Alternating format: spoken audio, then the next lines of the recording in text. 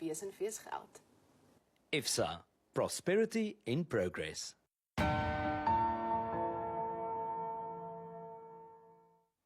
Dis nou tyd vir daai baie belangrike gesprek met Africa Check. Ons gesels vanoggend met Keegan Leech van die organisasie. Nou, die DA en die ANC het natuurlik onlangs ook hulle manifeste bekend gestel. En ons gaan nou met Keegan gesels om te kyk na van die feite wat in hierdie manifeste vervat word. Wat presies staan in daai manifeste en wat is van die kwelpunte wat hulle uitgelig het. So ons gaan nou 'n bietjie Engels praat met Keegan, hoor. Keegan, good morning. Thank you so much for joining us. Thank you very much for having me. I would like to start, before we get to the manifestos, I'd like to start with deepfake. Because before election season started, we heard people warning us that we will be seeing deepfake AI being used in this year's elections, and we should be cautious of those deepfake videos. So far, have we seen any? We have seen some, although they're not very sophisticated. They are closer to what we call cheap fakes, which are less sophisticated and easier to produce. My favorite was one that was a video supposedly of the rapper Eminem telling people to vote for a particular South African party. And it was probably produced by someone, you know, on a smartphone or something with software that makes it relatively cheap and easy to imitate a famous person's voice or face. And it was relatively easy to spot because it didn't have the sophistication of something that, you know, a proper deep fake might produce. The sad part is just you as an expert can maybe see that it's fake, but will the general public see that? You're right. It can be difficult to spot these things, especially if you're just scrolling through your social media and, you know, you glance at it and you don't take the time to check it out.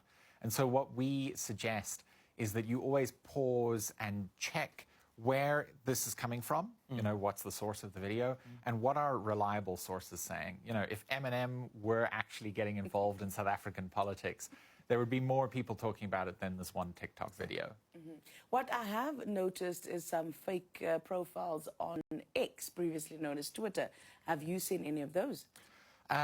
We have, and we often see that sort of thing, as well as on other social media sites. It used to be the case that we could tell people to look for something like a verified check mark on Twitter. And it's more difficult to verify a profile, but it's still possible. Usually the best way to do it is go to, say, the website of the organization or the person that this account is claiming to be and see what social media accounts that website links. They link to, I think Helen Ziller was one of those people where there was a fake account. Yes, yes. So that's very, very important. I want to get to the manifestos. We're going to unpack the DA and the ANCs this morning. First, talk to me about the methodology that you use to check these facts in the manifestos. So most of the time, what we're doing is going to experts. We can't be experts in everything ourselves. And obviously no one can. So we're seeking out the people who really know what they're talking about and asking them, have the parties, you know, addressed this topic in the appropriate way? Have they used the right resources or the right research? Are they, in some cases, even using the right terminology? Very, very interesting. And these are things that we don't do for ourselves. Eh? We don't, unfortunately, do it. So glad that we have you. Let's start with the DA's manifesto. Some interesting statements they made in their manifesto. One of the things they said is South Africa has one of the highest unemployment rates in the world. And we keep hearing them using that phrase to kind of get votes. Is that correct? We've said mostly correct, because the best data we have available from the International Labour Organization does put South Africa as the highest unemployment rate in the world. Wow.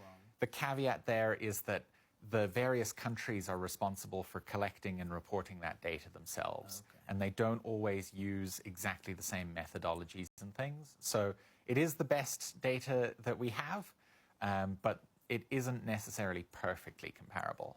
But you say it's understated with 1/3 of our working age population out of jobs.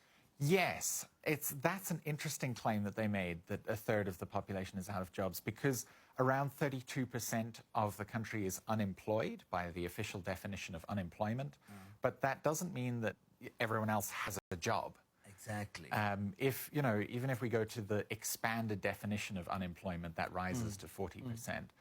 when we look at something called the absorption rate, which is the proportion of working age people that have a job, that's only around 40%. So although they're not necessarily counted as unemployed, maybe because they're not seeking a job or something like that, that other sort of 60% of people doesn't have official employment. Keegan, so they've been talking about job creation, the DA also placing a lot of emphasis in terms of crime in the country. Very quickly, we have to take a break. Talk to me about the statement that they made saying that between April 2022 and March 2023, 27,272 people were murdered in South Africa. Just quickly, is that correct? That is correct. There were revised official vetted stats that were released by SAPS, and we'd prefer they used those. Those were slightly higher, but that was not a big difference, and that was pretty much correct. Wel, daar is van die stellings wat gemaak is in die DA se manifest wat nie korrek was nie. Ons kyk na die nuus, na dit en dan gaan ons ook 'n bietjie in die ANC se manifest inklim. Bly ingeskakel vir die nuus.